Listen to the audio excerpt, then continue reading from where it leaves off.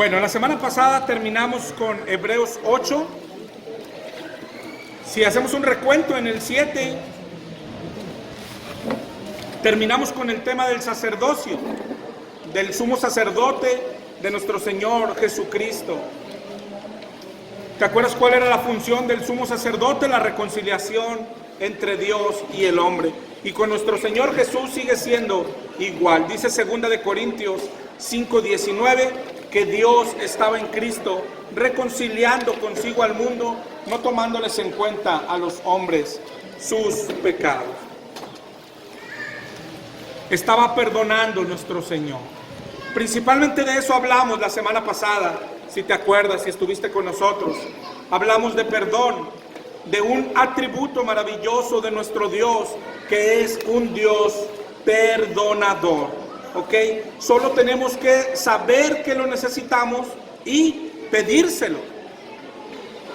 Todos los días si es necesario, y la verdad es que sí lo es, sí es necesario pedirle perdón a Dios todos los días. Y dice su palabra para aquellos que pidamos perdón todos los días si es necesario, que nuevas son sus misericordias cada mañana.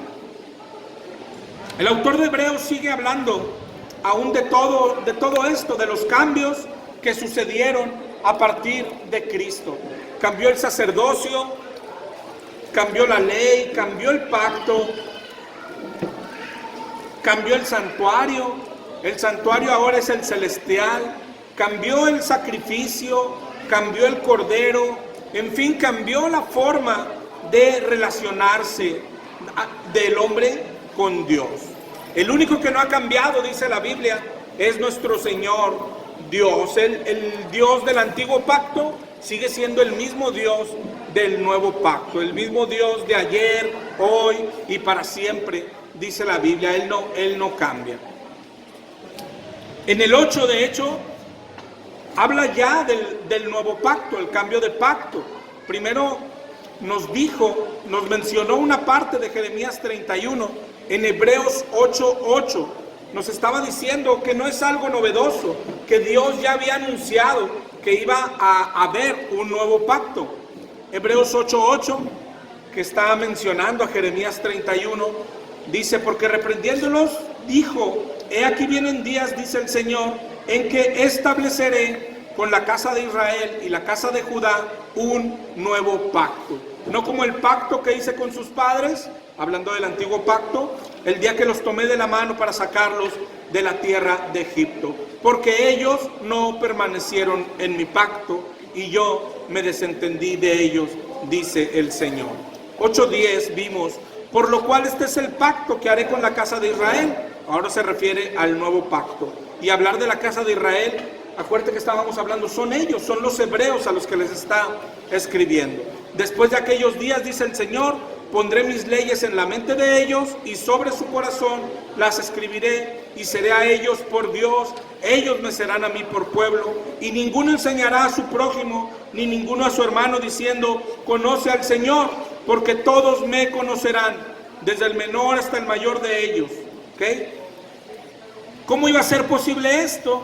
Dice en el 8:12, porque seré propicio a sus injusticias, es decir, propicio, les tendré misericordia, les voy a perdonar y nunca más me acordaré de sus pecados y de sus iniquidades. Esa era la promesa de nuestro Dios desde el antiguo pacto, que iba a haber un nuevo pacto y que todo iba a ser, da las características del nuevo pacto, y todo esto iba a ser posible porque Él los iba a perdonar. ¿Sí? Él ofrecía su perdón antes incluso de que se lo solicitaran.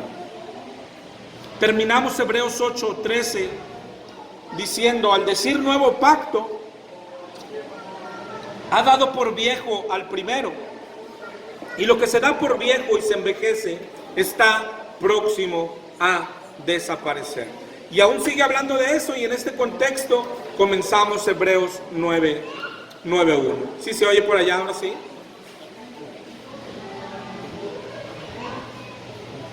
Hebreos 9:1 dice: ahora bien, aún el primer pacto tenía ordenanzas de culto y un santuario terrenal.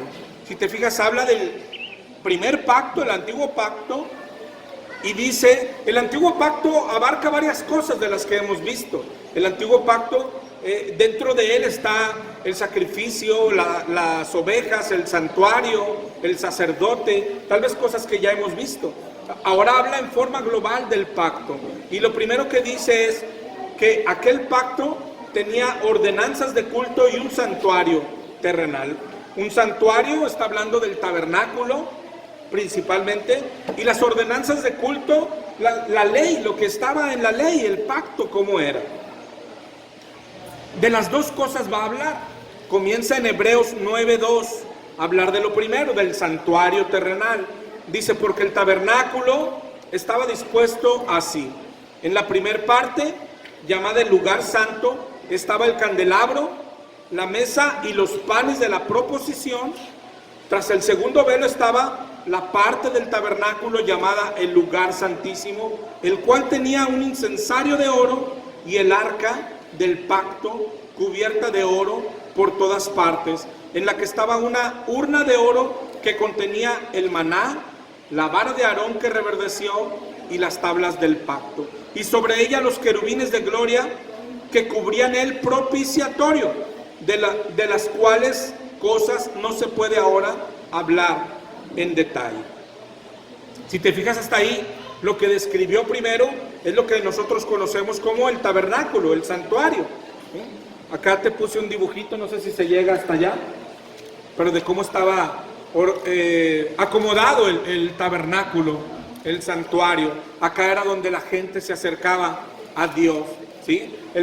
Primero era una gran barda, o sea, un terreno bardeado por tela, y adentro de él todo eso pues es el patio, el atrio. Adentro de esto estaba el lugar santo y el lugar santísimo, otro tabernáculo de tela, ¿sí? Dividido adentro también por otra tela más, ¿no? El lugar santo es donde estaban los panes de la proposición, el candelero, que es ahí donde entraba el sacerdote continuamente, pero después de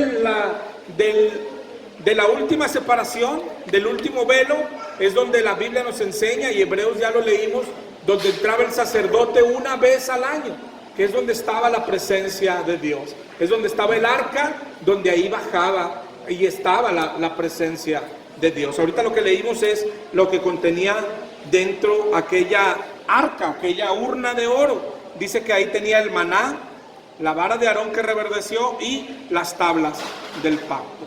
¿Okay? ¿Por qué dice que no se puede hablar en detalle de los querubines? No de los querubines, Entonces, de todo en general. O sea, ¿por qué dicen, no se puede hablar en detalle? Porque ya no estaba vigente. Sí, de hecho es de lo que está tratando él de explicarles, que cambió, es decir, ya para qué, ya no tiene caso. Es decir, ¿para qué te voy a decir? Vas a entrar a la puerta y vas a caminar a la izquierda, si todavía lo estaban haciendo, de hecho, y él lo que está queriendo entender, eso ya no sirve, ¿verdad? ¿Para qué ahondar y perder tiempo en eso? Sí, no solo de los querubines, sino de todo el tabernáculo en general y para lo que servía. Dice Hebreos 9:6. Y así dispuestas estas cosas, en la primera parte del tabernáculo entran los sacerdotes continuamente para cumplir los oficios del culto. Es decir, toda la primera parte hasta el atrio, y en la primera parte que era el lugar santo, ¿sí? Ahí es donde entraban los sacerdotes todos los días estaban ofreciendo sacrificios, todos los días. Hay quien se llegaban a ofrecer diario miles y cientos de miles de sacrificios diarios. Imagínate aquel sangrerío que estaba por allá, ¿no?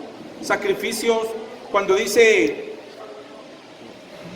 los oficios del culto, ¿a qué se refiere? A todos los sacrificios, a todos los holocaustos que exigía la ley de Moisés. Todo aquello que está por Levítico, todos los sacrificios y holocaustos que manda. En Levítico 1:2 dice, habla a los hijos de Israel y diles, cuando alguno de entre vosotros ofrece ofrenda a Jehová de ganado vacuno u ovejuna, haréis vuestra ofrenda. Si su ofrenda fuera holocausto vacuno, macho sin defecto, lo ofrecerá, de su voluntad lo ofrecerá a la puerta del tabernáculo de reunión delante de Jehová. Y luego seguía dando instrucciones, y había muchos tipos de sacrificio que debían de presentarse. A eso se refiere cuando acá Hebreo nos habla de los oficios del culto. Todas las ordenanzas de culto de las que habla aquí Hebreos y Levítico se refiere a todo lo que hacía el pueblo para poder ser perdonado por Dios, para reconciliarse con Dios y tener comunión con Dios de nuevo. Eso es tan importante. El Antiguo Testamento, las leyes, los sacrificios giraban en esto, ¿sí? Que el pueblo pecaba y tenía que reconciliarse con Dios. En eso giraba. De eso trataba la vida prácticamente. Y hoy no es tan diferente. Hoy no es tan diferente como lo veíamos la semana pasada y como veremos un poco más hoy. Hebreos 9:7 dice: pero en la segunda parte, que esa es la más importante, solo el sumo sacerdote una vez al año y no sin sangre, la cual ofrece por sí mismo y por los pecados de ignorancia del pueblo. ¿Tendría esto algún significado para nosotros? Que se ofreciera una sola vez aquel sacrificio, es decir, que no fuera un sacrificio constante. Tal vez si nos preguntáramos, bueno, ¿por qué solamente una vez podían entrar hasta el lugar santísimo? Y se nos ocurriría cualquier cosa, ¿no? Bueno, porque era más delicado, porque ahí estaba la presencia de Dios, o no sé, ¿qué se te ocurre a ti? ¿Por qué solamente una vez al año? Pero lo bueno es que el autor nos lo explica. Si te fijas en el 9:8, después del 9:7, donde nos dijo que solo el sumo sacerdote una vez al año y no sin sangre, la cual ofrecía por sí mismo y los pecados de ignorancia del pueblo, dice en el 8, dando el Espíritu Santo a entender con esto, que aún no se había manifestado el camino al lugar santísimo, entre tanto que la primer parte del tabernáculo estuviese en pie. Es decir, nos explica por qué una sola vez, porque aún no se había abierto el camino. Más adelante Hebreos nos dice cómo se abrió ese camino y quién es el que lo abrió el camino, aquel camino al que hoy nosotros todos tenemos acceso y podemos entrar. Sí, camino que no había sido abierto aún en el antiguo pacto. ¿Ok? Por eso solo entraban constantemente, diariamente hasta el lugar santo. ¿Sí? En la primera parte del tabernáculo, ahí se presentaban sacrificios diarios, cientos, miles. Te digo que se calcula a veces hasta días de cientos de miles de sacrificios se presentaban ahí. Dice Hebreos 9:9. Pues vamos a leer todo el 9, lo vamos a acabar hoy, si Dios quiere. Hebreos 9:9, lo cual es símbolo para el tiempo presente. Otra vez, presente les está hablando a ellos principalmente. Según el cual se presentan ofrendas y sacrificios que no pueden hacer perfecto en cuanto a la conciencia al que practica ese culto. Por eso te digo, presente para ellos, porque le está diciendo, se presentan hoy todavía, ahí está el templo y mira, ahí van sacerdotes entrando y ahí van algunos cargando su ovejita y se presentan sacrificios. Hoy para nosotros ya no está esto practicándose, por eso es presente para ellos. Les dice, se presentan pero no pueden hacer perfecto en cuanto a la conciencia al que practica ese culto. Ese culto no quiere decir otra cosa más que servicio a Dios o ministración. Dice el 9:10, ya que este culto consiste solo de comidas y bebidas, de diversas abluciones y ordenanzas acerca de la carne, impuestas hasta el tiempo de reformar las cosas. Es decir, ahí es donde les dice a ellos que había un tiempo donde iba a cambiar todo, como se nos ha venido diciendo pues desde que comenzó la carta. Cambió esto, cambió el otro. ¿Por qué? Porque había un tiempo donde habíamos anunciado que esto iba a cambiar. ¿Sí? ¿Cuál es ese tiempo? Dice Hebreos 9:11, estando ya presente Cristo. Ese era el tiempo del cambio, el tiempo de reformar las cosas. Sumo sacerdote de los bienes venideros, es decir, los que eran venideros, pero que ya llegaron. Él es el sumo sacerdote.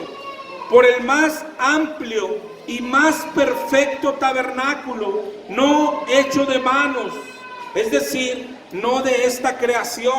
Otra vez está hablando del tabernáculo celestial, aquel que decíamos la semana pasada, le fue mostrado a Moisés para que hiciera el tabernáculo terrenal a semejanza del celestial. Y dice el 12, y no por sangre de machos cabríos ni de becerros, sino por su propia sangre entró una vez para siempre en el lugar santísimo, habiendo obtenido eterna redención. Si te fijas, ya van varias cosas que nos ha repetido, muchas cosas de qué hablar.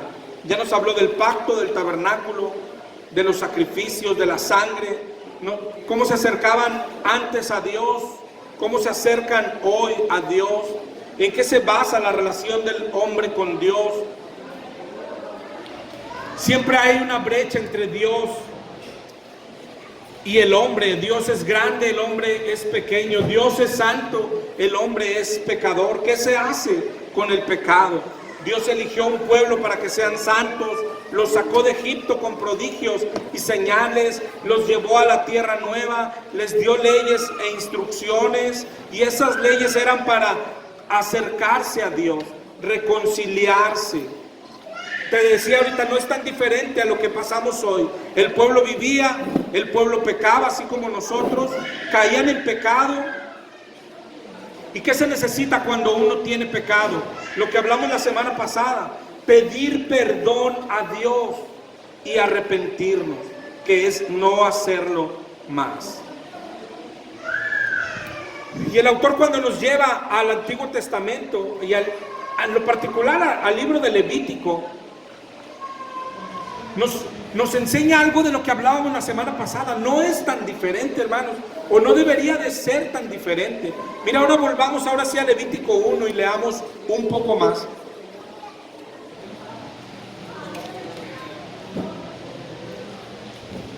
Pero no solo con la simple lectura, sino imaginándolo en nuestra mente, lo que debían de hacer una persona. En el 1:2 dice, habla a los hijos de Israel y diles, cuando alguno de entre vosotros ofrece ofrenda a Jehová de ganado vacuno u ovejuno, haréis vuestra ofrenda. Pero imagínalo en tu mente, una persona ahí caminando desde su hogar, desde su tienda, hasta el tabernáculo, ¿sí? Lo que le pedía era ofrenda de ganado vacuno u ovejuno. Dice en el 1:3, si su ofrenda fuere holocausto vacuno, macho sin defecto lo ofrecerá, de su voluntad lo ofrecerá a la puerta del tabernáculo de reunión delante de Jehová. Es decir, si le pones la imagen de una persona a lo que leemos, es alguien como nosotros que había pecado, que se da cuenta que se sentía mal por su pecado, que sabía que necesitaba perdón por el pecado, y ¿qué tenía que hacer? Ir a buscar a Dios. ¿Y dónde estaba Dios? Estaba en el tabernáculo, no estaba en otro lado, estaba en el tabernáculo. Tenían que ir al tabernáculo a buscar a Dios, y allí iba la persona que ya se había sentido mal.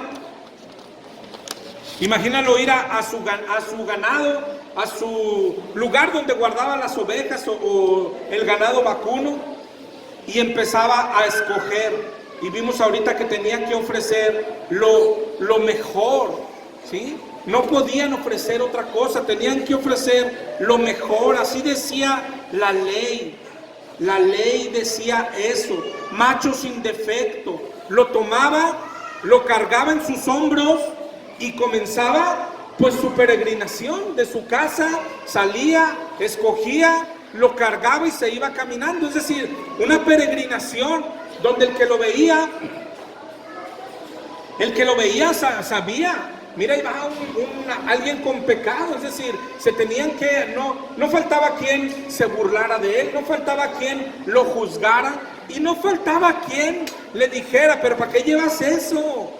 Ese está muy grande, es decir, te hubieras llevado el cojo, te hubieras llevado el tuerto, ¿por qué le das? Esa es tu mejor oveja. ¿Cómo la llevas acá? Tanto tiempo que la estuviste engordando, la querías vender en diciembre para poner otro corral. Acuérdate cómo te atreves a ofrecérsela a Dios. Voces que nunca faltan, ¿no? Voces que todos tenemos. ¿Por qué haces eso? ¿Cómo haces eso para Dios? ¿Por qué ya no haces lo que hacías antes? ¿O burlas? Otra vez es pecador, es cristiano y volvió a pecar. Aquella era una peregrinación así, salir de su casa, cargar al cordero y dirigirse al tabernáculo, ¿sí? En medio de miradas y en medio de todo, llegar a la puerta del tabernáculo, porque hasta ahí podían llegar. Salía el sacerdote a atenderlo y le preguntaba por qué era su ofrenda. Y aquella persona tenía que confesar su pecado ante Dios y ante aquel sacerdote, porque el sacerdote era el que iba a intermediar. Entonces aquel llegaba a la puerta, el sacerdote salía a recibirlo, le preguntaba por qué traía la ofrenda y él tenía que confesar: he pecado, hice esto, he pecado, volví a fallarle a mi Dios, he pecado, miré a una mujer, he pecado, adulteré, he pecado, robé una oveja que no era mía, he pecado y aunque he devuelto la oveja, he pecado y necesito reconciliarme con Dios, he pecado, golpeé a mi esposa, he pecado. Y así llegaba él ahí, pero con carga por el pecado, lo que hablábamos la semana pasada, con carga. Sabía que necesitaba, sabía que su relación con Dios estaba rota. Y sabía que lo único que importaba era restablecer la comunión con Dios. Esa era la diferencia. Para eso el Señor hizo todo esto. Él proveyó el sistema de sacrificio. Él proveyó el cómo poder perdonarnos. Él lo proveyó. No se le ocurrió a ningún hombre, se le ocurrió a Dios. Hagan esto y los voy a perdonar, pero tienen que hacerlo así, así. No puedes entrar a mi lugar santo, eres pecador. Pero para eso hay sacerdotes que tenían que ser santos. Ellos van a intermediar. Pero ¿qué necesitaba Dios? Lo mismo que nos pide a nosotros: que sepas que eres pecador, que sepas que el pecado te separa de Dios, y que tenían hambre de reconciliarse con Dios. Y ahí en la puerta, ahí se efectuaba el sacrificio, y lo efectuaba todavía la persona, el pecador. Dice ahí en el 1:4: pondrá su mano sobre la cabeza del holocausto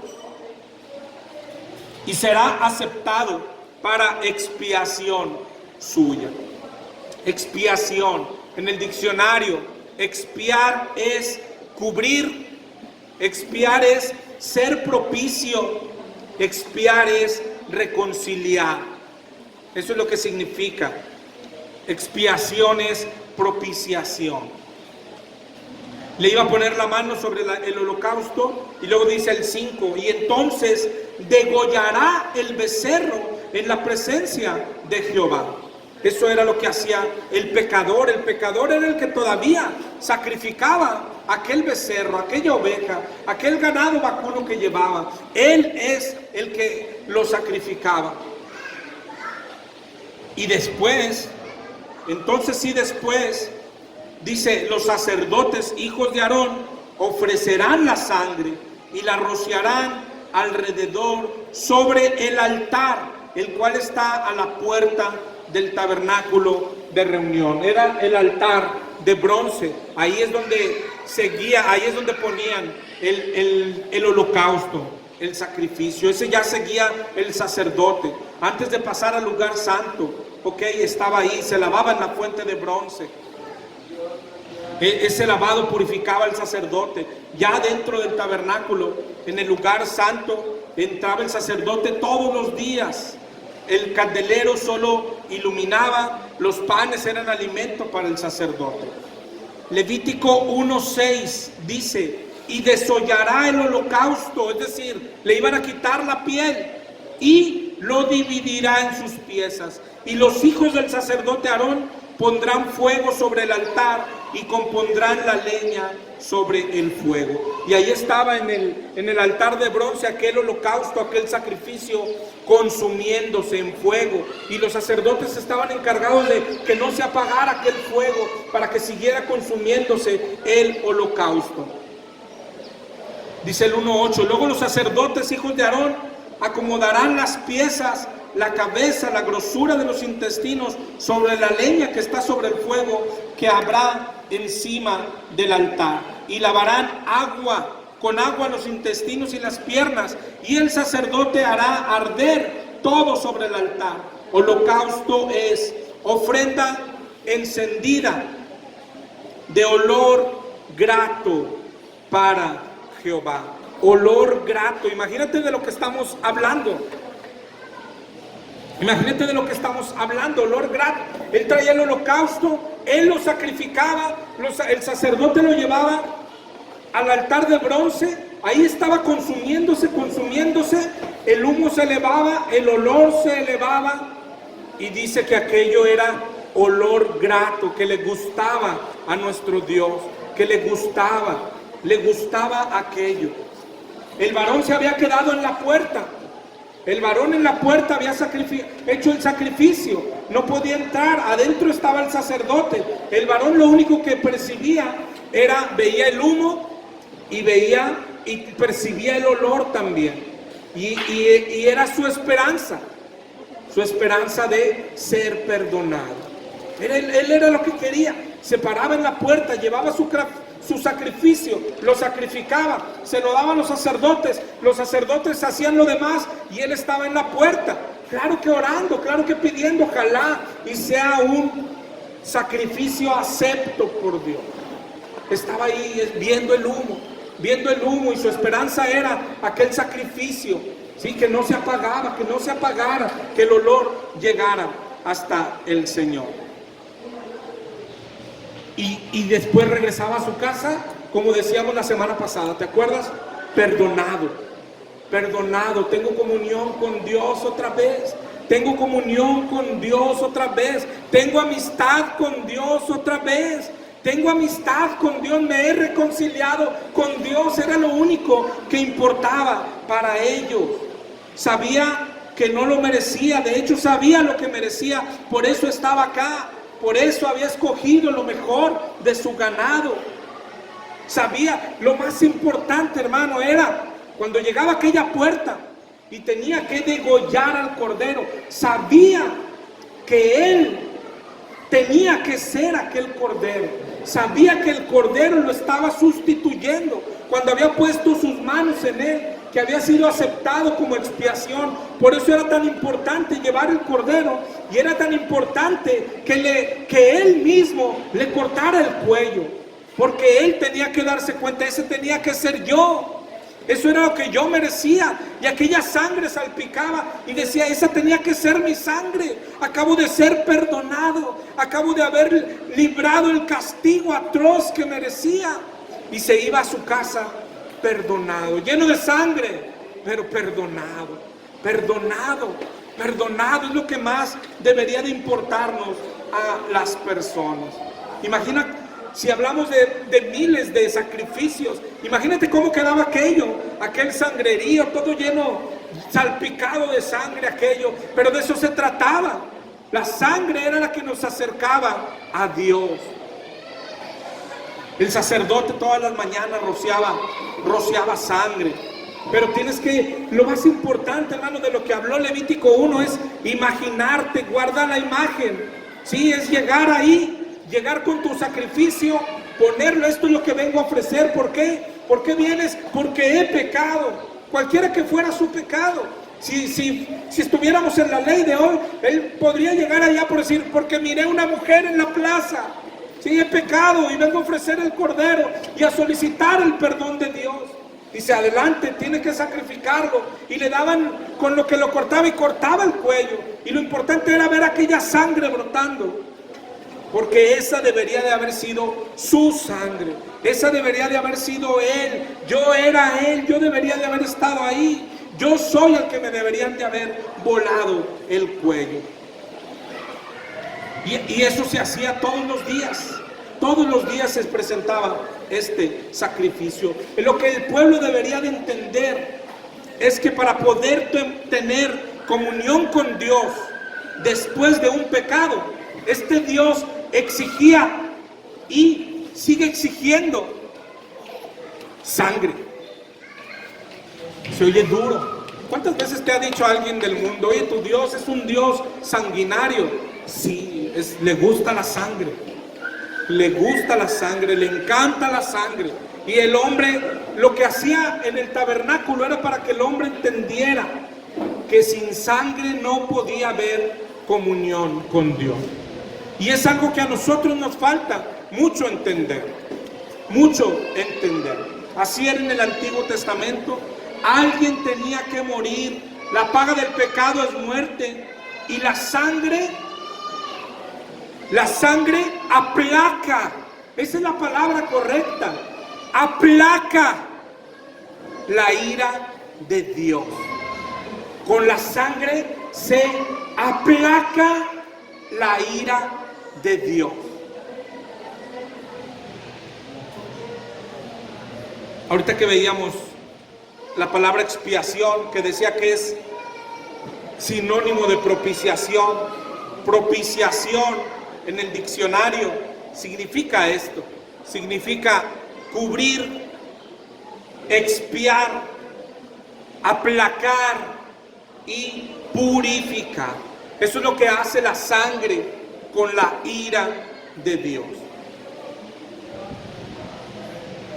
Pastor, pero eso también lo toman los dioses extraños, como también demandar sangre y pedir sacrificios y todo eso, pero viene en realidad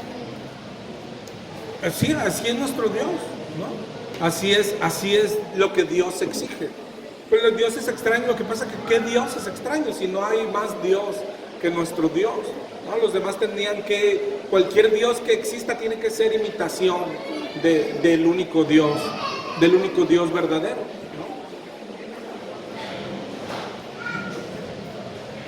Hebreos 9:13, y empieza a hablar un poco más de la sangre que el Señor requiere. Dice, hablando del antiguo pacto, que los toros y de los machos cabríos y las cenizas de la becerra rociadas a los inmundos santifican para la purificación de la carne. Es decir, no está diciendo que no servía lo que ahorita platicamos, que llegó aquel varón con su sacrificio y lo sacrificó, y luego el sacerdote roció la sangre en el altar, en el tabernáculo, y dice, y lo santificaron.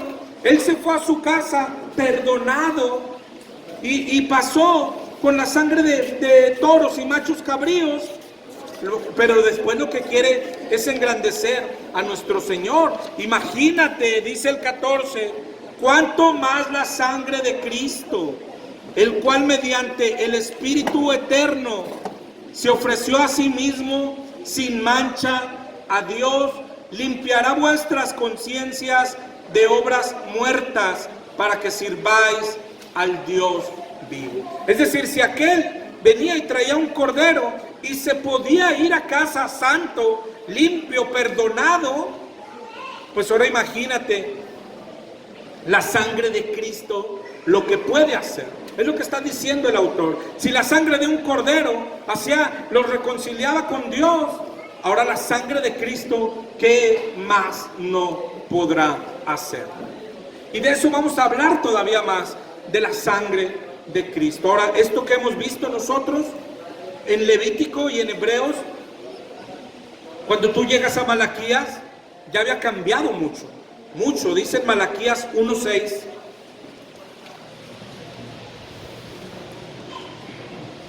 Malaquías 1:6 en adelante. El hijo honra al padre y el siervo a su señor. Si yo soy padre, ¿dónde está mi honra? Y si soy señor, ¿dónde está ni temor, dice Jehová de los ejércitos. A vosotros, oh sacerdotes que menospreciáis mi nombre. Y dices, ¿en qué te hemos menospreciado? En que ofrecéis sobre mi altar pan inmundo. Y dijiste, ¿en qué te hemos deshonrado? En que pensáis que la mesa de Jehová es despreciable. Y cuando ofrecéis el animal ciego para el sacrificio, ¿no es malo? Asimismo, cuando ofrecéis el cojo o el enfermo, ¿no es malo? Preséntalo a tu príncipe, a ver si se agrada de ti o le eres acepto, dice Jehová de los ejércitos. Es decir, para este tiempo de Malaquías, el pueblo ya había caído, como habíamos dicho ahorita, en ofrecerle a Jehová cualquier cosa. ¿Sí? Oye, claro que pequé, claro que la ley dice que lleve un animal, pero hay que llevarle cualquier cosa, ¿no? Es decir, solo cumplir, pensaban solo cumplir, y aquel cualquier cosa era sacrificado, y aquel cualquier cosa también era quemado y consumido, pero aquel cualquier cosa no era ofrenda agradable a Dios. El Señor pide lo mejor. Siempre, cuando hablamos del Señor que no cambia, es de esto estamos hablando. Oye, ¿sacrificaremos nosotros corderos? No. ¿Por qué? Porque el pacto cambió. Entonces no dice que Dios no cambia. A Dios no cambia quiere decir que siempre quiere lo mejor.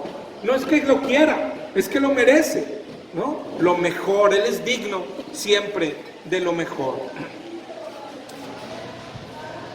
Y en los tiempos de Jesús, todavía de Malaquías a Jesús hay un brinco. ¿Te acuerdas que hay quien dice que un tiempo de silencio? Y todavía había cambiado más.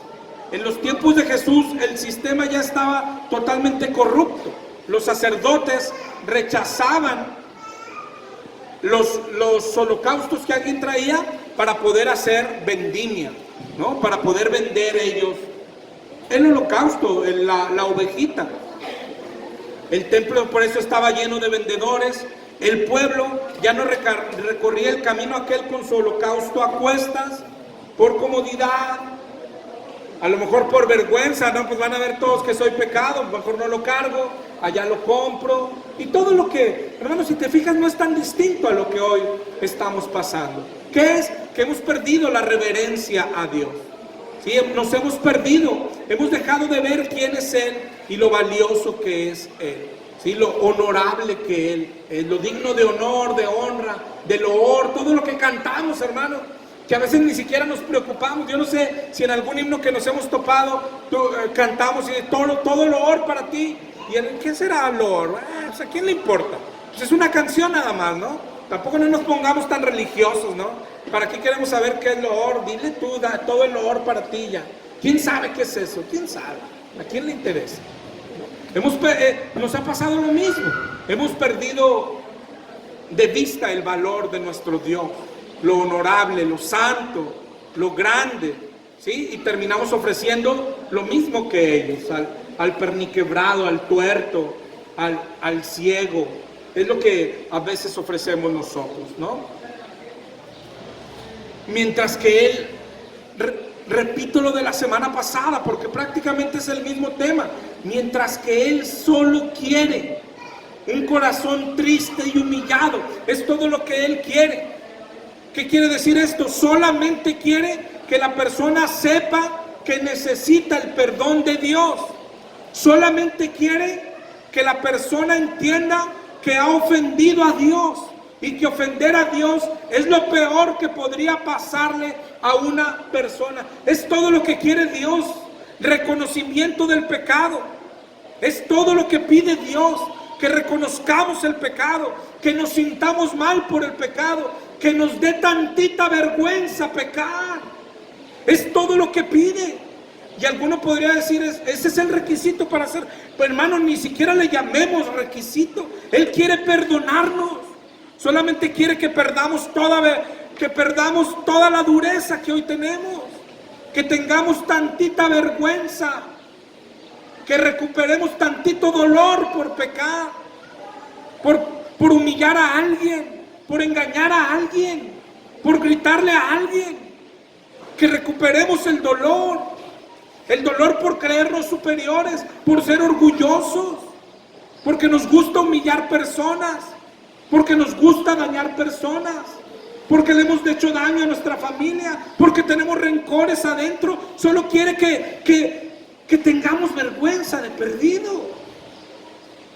Eso es lo que Él quiere, que recuperemos, que seamos como aquel varón que tomaba su sacrificio y caminaba. He pecado, estoy separado de Dios, eso dice la Biblia, y podría por el camino salirle, hermano, toda clase de denominaciones cristianas. Imagínatelo, ¿sí? Si eso pasara hoy. Vas caminando y te sale el pentecostal. No, hombre, suelta aquello, solamente salta ahorita, verás. Y luego te topabas con el bautista. Pero ¿para qué llevas eso si tú ya fuiste salvo? Eres salvo. Y luego te topabas con otro y no, tus pecados fueron borrados ya todos. Deja ahí el cordero. Y te topabas con otro y no, así. Y él lo único que quería, por el amor de Dios, cuando te topas con una persona así, no se lo quites. Lo que Dios quería, que él estaba dolido por su pecado. Dolido por su pecado. Para nosotros eso es inentendible. Para nosotros nos pasa hoy, bueno, eso era en el Antiguo Testamento. Seguramente estamos tan lejos de ello y de ser así. Estamos tan lejos, hermano, de pelear esposo con esposa, de que se nos salga una palabra mala de la boca, y estamos tan lejos de decir, oh, ¿por qué la solté? ¿Por qué la dije? Y la esposa puede estar grite y grite, tú, ¿por qué la dije? Y correr a tu cuarto como desesperado y pedir perdón, dejar a tu esposa gritando, ir a pedir. Estamos tan lejos de eso. Nos gustan los pleitos. Oye, tú también ya me tienes harta. Tú también ya me tienes harto, no te aguanto. Tú también. Estamos tan lejos de sentirnos mal por el pecado. Nos la pasamos humillando gente todavía, algunos robando gente, estafando gente, pidiendo dinero y no lo necesito, abusando de gente y creyéndonos todavía, soy inteligente, nadie me ha descubierto. Ya te descubrieron, estás descubierto desde hace mucho. Lo que has perdido es la vergüenza. Eso es lo que hemos perdido, la vergüenza. Lo único que pide Dios, tantita vergüenza, tantito dolor por el pecado. Eso es lo único que quiere Dios desde el Antiguo hasta el Nuevo Testamento. Hablábamos la semana pasada de un Dios perdonador, pero mira, vamos a leer esta parte, Hebreos 9:15, ahí estamos.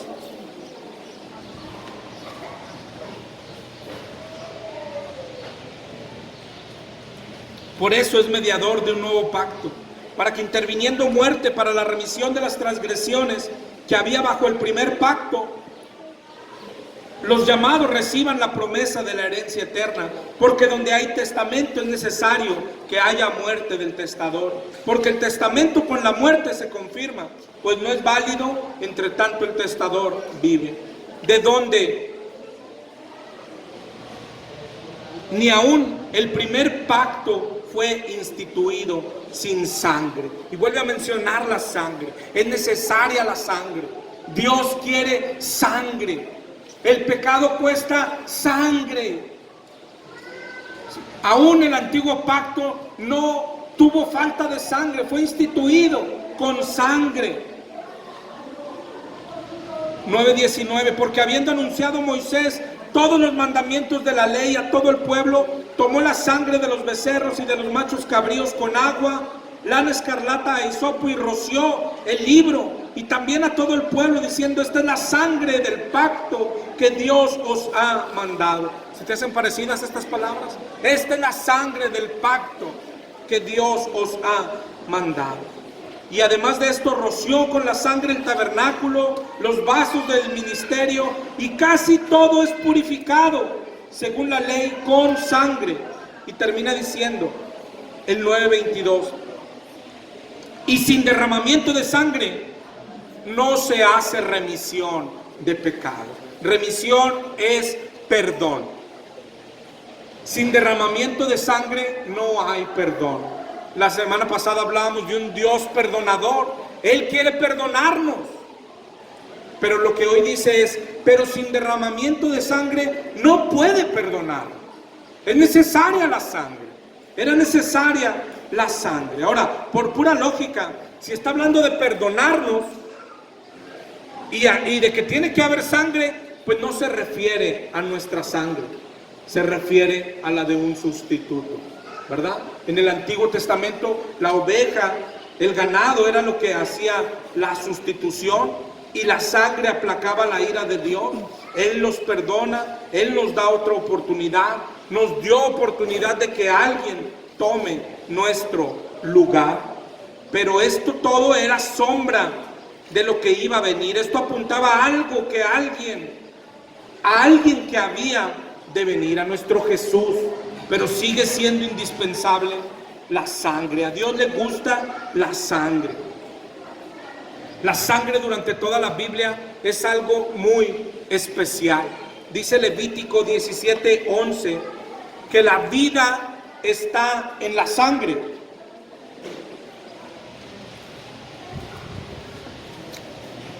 Y en Deuteronomio 12:23, Deuteronomio 12:23 dice que te mantengas firme en no comer sangre, porque la sangre es la vida. Y no debes comer vida junto con la carne. Es decir, ahí en la sangre es donde está la vida, dice el Señor.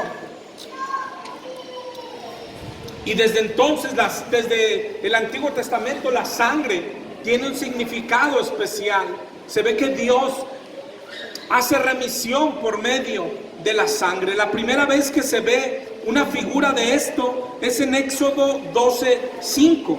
¿Te acuerdas? La noche de la Pascua, cuando el Señor va a sacar a su pueblo de la esclavitud. Dice en Éxodo 12:5, el animal será sin defecto, macho de 1 año, lo tomarás de las ovejas o de las cabras, lo guardarás hasta el día 14, lo inmolará toda la congregación de Israel entre las 2 tardes, tomarán de la sangre y la pondrán en los 2 postes, en el dintel de la casa en que lo han de comer, y aquella noche comerán la carne asada al fuego, panes sin levadura, hierbas amargas. Ninguna cosa comerás de él cruda ni cocida en agua, solo asada al fuego. Su cabeza, sus pies, sus entrañas, ninguna cosa dejarás de él hasta la mañana. Y lo que quedare lo quemarás en el fuego, y lo comerán ceñidos vuestros lomos, vuestro calzado en pies y vuestro bordón en vuestra mano, y lo comerás apresuradamente, pues es la Pascua de Jehová. Yo pasaré aquella noche por la tierra de Egipto y heriré a todo primogénito de hombres como de bestias, y ejecutaré mis juicios en todos los dioses de Egipto, y la sangre será por señal en las casas donde vosotros estéis, y veré la sangre y pasaré de vosotros, y no habrá en vosotros plaga de mortandad. La sangre es la que demandaba Dios. Desde aquí ya se ve para qué era la sangre: para salvación, para redención. Cuando el pueblo salió de Egipto, es llevado por el desierto, y ahí es donde Dios les da el sistema sacrificial para tener comunión con ellos. Pero ahí es donde habla de esto, que sin derramamiento de sangre no puede haber remisión de pecado. Todos los holocaustos, no era solo el que leímos ahorita. Levítico está lleno de holocaustos, ¿sí? Por pecado de hierro, por pecado de ignorancia, está lleno de sacrificios que debían de ofrecerse. Por ejemplo, en Levítico 7:1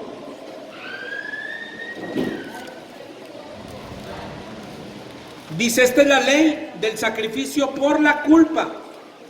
Es cosa muy santa. En el lugar donde degüellan el holocausto, degollarán también la víctima por la culpa, y rociará su sangre alrededor sobre el altar. Así, si vas leyendo los encabezados de Levítico, te vas a dar cuenta que había no solo un sacrificio, muchos sacrificios. Hasta para dar gracias a Dios se tenía que ofrecer un sacrificio. Dios demandaba sangre, ¿ok? Dios demandaba vida. Acuérdate que la vida está en la sangre. Así era en el Antiguo Testamento, hasta el tiempo de Cristo, en el aposento, precisamente donde el Señor habla del nuevo pacto, dice Marcos 14, 22.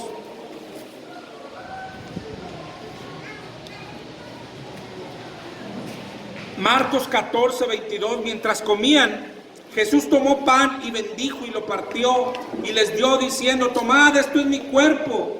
Tomar la copa. Tomando la copa y habiendo dado gracias, le dio y bebieron y les dijo: esta es mi sangre del nuevo pacto que por muchos es derramada. Y así anunció el nuevo pacto de lo que hablamos, la nueva forma de acercarse a Dios. Lo que leíamos ahorita en Hebreos 9. Terminamos 9:22 diciendo: sin derramamiento de sangre no hay perdón de pecados. ¿Sí?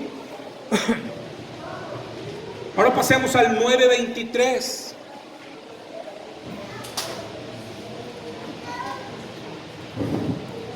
Todo esto que hablamos era figura de algo. Y ahí nos empieza a hablar en el 9:23. Fue pues necesario que las figuras de las cosas celestiales fuesen purificadas así, con la sangre de ganado, pero las cosas celestiales mismas con mejores sacrificios que esto. Ya está hablando del de nuestro Señor Jesucristo. Porque no entró Cristo en el santuario hecho de mano, figura del verdadero, sino en el cielo mismo, para presentarse ahora por nosotros ante Dios, y no para ofrecerse muchas veces, como entra el sumo sacerdote al lugar santísimo cada año con sangre ajena. Dice el 9:26. De otra manera le hubiera sido necesario padecer muchas veces desde el principio del mundo, pero ahora, en la consumación de los siglos, se presentó una vez y para siempre por el sacrificio de sí mismo, para quitar de en medio el pecado.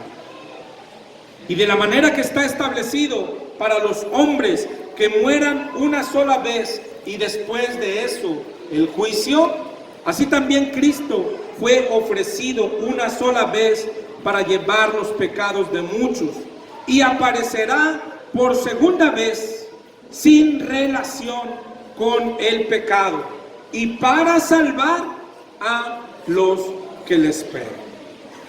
Si te fijas cómo está dividido el 9, si tienes encabezados, ahí en la segunda parte comenzó a hablar de Cristo. La primera parte nos llevó a Levítico. La segunda parte nos lleva a la cruz. Todo lo que leímos en Levítico era figura de lo que había de venir y ya vino, y era figura de lo que nuestro Señor Jesucristo iba a hacer en la cruz. La primera lectura nos llevó a Levítico, la segunda nos lleva a la cruz, donde se derramó la sangre de Cristo en aquella cruz. ¿Qué debemos de hacer con aquella cruz? Podemos ser perdonados, pero tenemos que saber, hermanos, que costó mucho ver la cruz del Señor, leer los evangelios, ver su pasión. Tenía el mismo objetivo de Dios, que cuando hacía que alguien degollara la oveja, ser salpicados por aquella sangre y saber: yo era esa oveja, yo debería de ser esa oveja. Esto tiene la misma intención de parte de Dios, que cuando tú leas el sacrificio de Cristo, tú entiendas: yo tenía que estar ahí, yo tenía que estar ahí, yo tenía que estar en esa cruz, yo era el que debería de haber bajado al infierno, yo era, pero Él lo hizo por nosotros. Esa es la intención que tiene, no es del todo errado. Yo me imagino cuando se empezaron a usar imágenes, que después terminaron idolatrándolas. Pero no es de todo errado tener alguna imagen. No que adores, hermano. Imagínate, yo no sé si has visto algunas imágenes ahí de internet, yo creo que derivadas de la película de la Pasión, donde te ponen a un Cristo molido a golpes. No es del todo malo. No le prendas una veladora, pero ver o imaginar, porque aún se queda corto todo lo que pasó Cristo, y saber que eras tú el que lo debías de haber pasado, hermano. Eso es lo que nos hace falta. Eso es lo que nos hace falta, y deberías de usar lo que sea. Si hay que pintarte un Cristo en la pared molido a golpes, hay que pintártelo. Si hay que ponerte la película de la pasión 1000 veces hasta que se te aprenda de memoria, hay que hacerlo, hay que hacer lo que sea. Pero necesitamos entender que los que deberían de haber colgado de aquella cruz éramos tú y yo. Los que debíamos de haber sido molidos a golpes éramos tú y yo. Los que deberíamos de haber sido golpeados éramos tú y yo, todos. Los que deberíamos de haber recibido la corona de espinas éramos tú y yo, todos los que estamos sentados aquí, empezando por mí. Todo es lo mejor que nos podría pasar. Esto no se trata de, oh, no, es pecado. Hermano, lo que sea necesario para que lo entiendas. Si tienes que forrar tu Biblia y ponerle una imagen así de Cristo pónsela, lo que sea necesario. Solamente entiende. Cuando ves aquel Cristo molido, ese debíamos de ser tú y yo. Tendríamos que haber sido tú y yo. Leamos Isaías 53 un poco.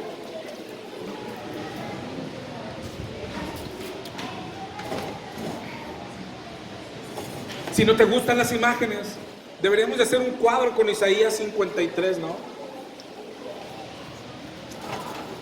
Mira solo esta pequeña porción, 53:5. Él herido fue por nuestras rebeliones, molido por nuestros pecados. El castigo de nuestra paz fue sobre él, y por su llaga fuimos nosotros curados. Todos nosotros nos descarriamos como ovejas, cada cual se apartó por su camino, mas Jehová cargó en él el pecado de todos nosotros. Angustiado él y afligido, no abrió su boca. Como cordero fue llevado al matadero, y como oveja delante de sus trasquiladores, enmudeció y no abrió su boca. Eso era para nosotros, hermano. Eso teníamos que haberlo pasado. ¿Qué es lo que quiere enseñarnos el Señor? La misma intención que tenía el cortarle el cuello a una oveja era sangre. Tu pecado costó sangre. Y si no la pagaste tú, alguien la tuvo que pagar. Y si no fuiste tú y alguien la pagó por ti, por el amor de Dios, tienes que amarlo, besarlo, venerarlo, adorarlo eternamente. Alguien se subió a la cruz por ti.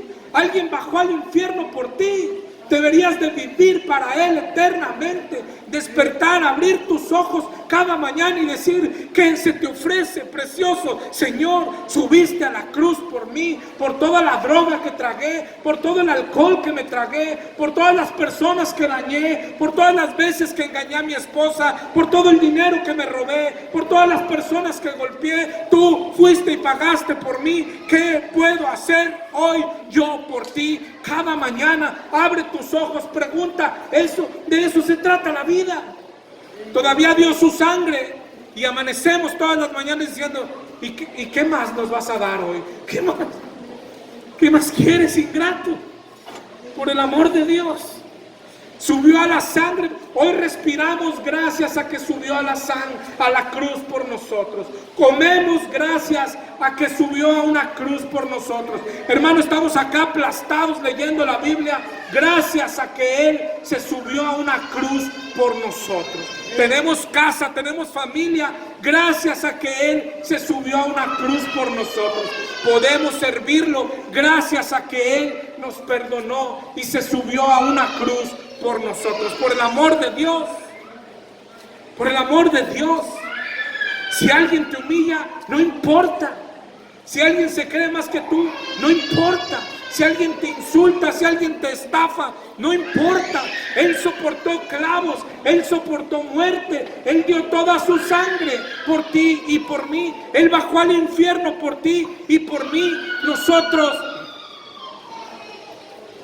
no queremos aguantar nada por Él.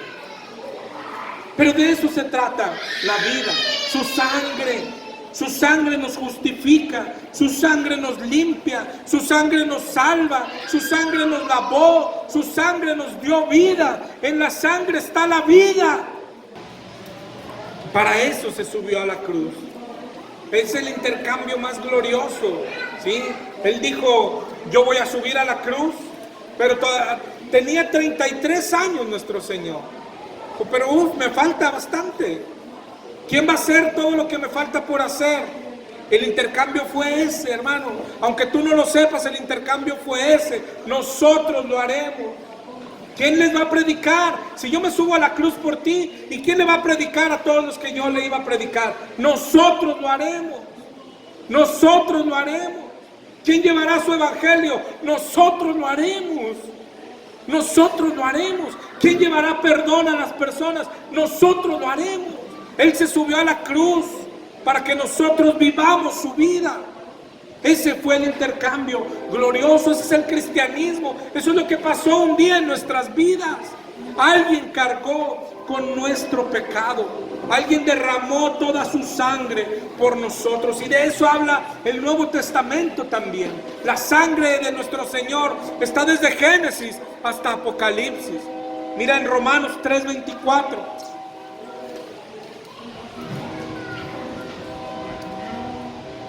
Siendo justificados gratuitamente por su gracia, mediante la redención que es en Cristo Jesús, a quien Dios puso como propiciación por medio de la fe en su sangre. Su sangre es la que nos justifica. Su sangre es nuestra propiciación. Dice en Efesios 1:7, en quien tenemos redención por su sangre, el perdón de pecados. Fuimos comprados y el precio fue la sangre de nuestro Señor en una cruz. Dice 1 de Corintios 6:20, porque habéis sido comprados por precio. Eso es lo que significa ser redimidos, ser comprados, pero ser comprados como un esclavo. Así fuimos comprados y el costo que pagó fue toda su sangre en la cruz. Dice 1 de Pedro 1:18.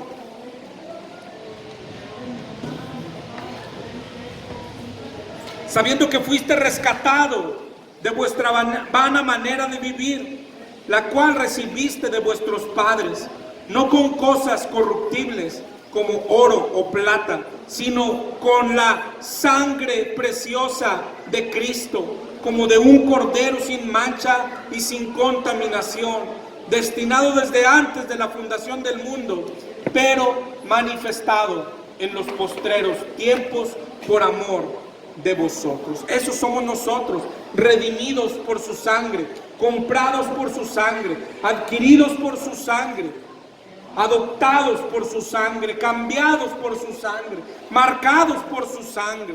Esos somos nosotros. En Apocalipsis 5:9 habla de aquellos que cantaban un nuevo cántico y decían: digno eres de tomar el libro y de abrir sus sellos, porque tú fuiste inmolado y con tu sangre nos has redimido para Dios de todo linaje y lengua y pueblo y nación. Con su sangre nos ha redimido para Dios. Con su sangre fuimos comprados. Lo que vamos a ir llegando es: ¿y qué hacemos con la sangre del Señor? Porque es tan especial, hermano, pero es tan triste como algunos cristianos tomamos hoy la sangre, ¿no? Yo no sé si has oído aquello de: oh, me cubro con la sangre de Cristo. Hay oraciones, hay personas que hasta le oran a la sangre de Cristo y cosas así, ¿no? Colosenses 1:19.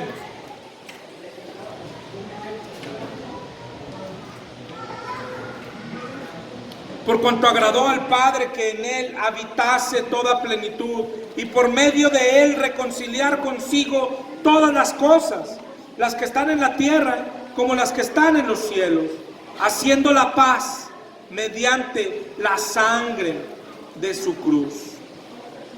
Y aquí adelantito en Hebreos 10:19.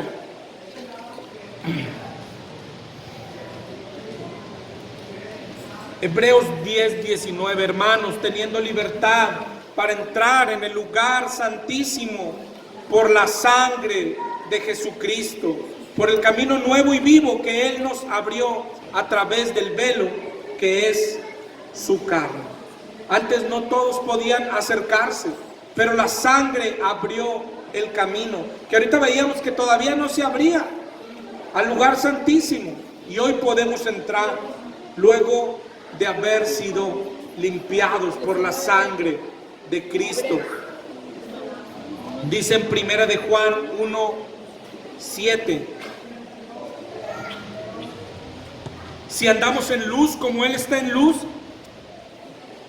tenemos comunión unos con otros, la sangre de Jesucristo, su Hijo, nos limpia de todo pecado. Ese es el Cordero.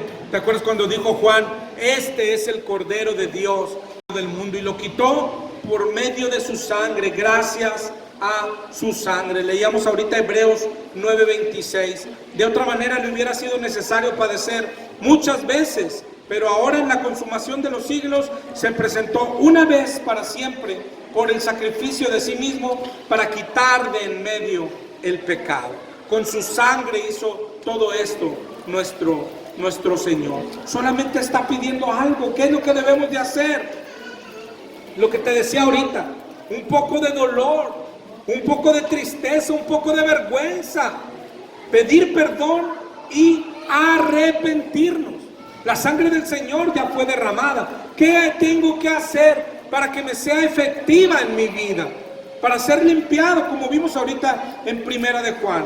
Dijo: si andamos en luz, como Él es luz, si andamos como Él, todo aquel que dice que permanece en Él, tiene que andar como Él anduvo. El que anda como Él, ese ya fue limpiado por la sangre de Cristo. Eso es arrepentirse, andar como Él, vivir como Él, dejar el pecado, caminar en santidad, luchar por la santidad. Porque dice Hebreos 10:26: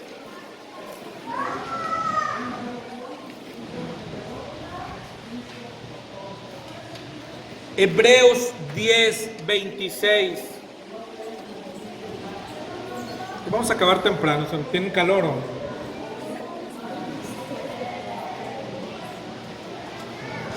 Hebreos 10:26 dice que si pecaremos voluntariamente, después de haber recibido el conocimiento de la verdad, ya no queda más sacrificio por el pecado, sino una horrenda expectación de juicio y de hervor de fuego que ha de devorar a los adversarios. Si el que viola la ley de Moisés por el testimonio de 2 o 3 tiene que morir irremisiblemente, ¿cuánto mayor castigo piensas que merece el que pisoteare al Hijo de Dios y tuviere por inmunda la sangre del pacto en la cual fue santificado e hiciere afrenta al Espíritu de gracia? Pues conocemos al que dijo: mía es la venganza, yo daré el pago, dice el Señor. Y otra vez el Señor juzgará a su pueblo.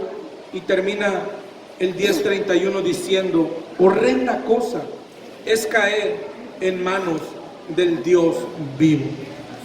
Parafraseando, dice: pobrecitos de todos aquellos que fuimos lavados con la sangre de Cristo un día, tan solo para seguir revolcándonos en el pecado. Pobrecitos, está diciendo el Señor, está diciendo el autor de Hebreos. Pobrecitos, no me imagino si el que desobedecía a Moisés, mira el final que tenía. No me quiero ni imaginar el final que tiene aquel que fue limpiado por la sangre de Cristo y hoy la pisotea y la tiene por inmunda. Algo tan bello, tan valioso, tan grandioso, cuando pecamos lo tenemos por inmunda. La sangre de nuestro Señor Jesucristo. Ese es el pecado del cristiano, no el del mundano, el del cristiano. El pecado del cristiano pisotea la sangre de nuestro Señor Jesucristo.